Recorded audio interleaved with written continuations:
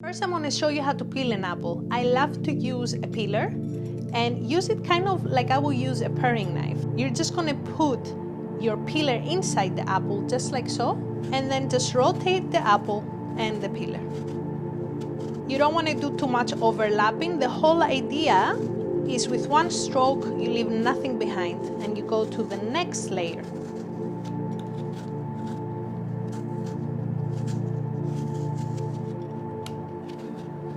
With a knife, we're running into the risk of removing way too much. With a peeler, it has a consistent angle and it removes the same amount. Now I'm going to show you how to make slices of apple. So the apple has a core from the top to the bottom, right here, and it's kind of like in a rectangular shape.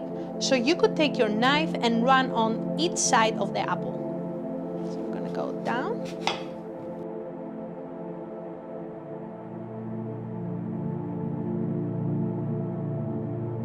The whole core is completely removed. All right, now we could take this apple and make it into slices.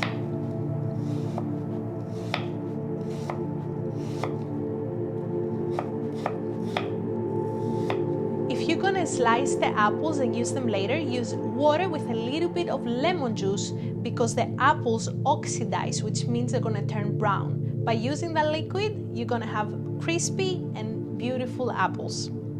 Now I'm going to show you how to do dice. We're going to take the side of the apple and go straight down. Lay it flat down.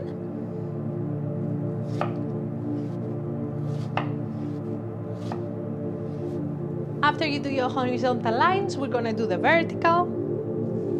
Remove the tip.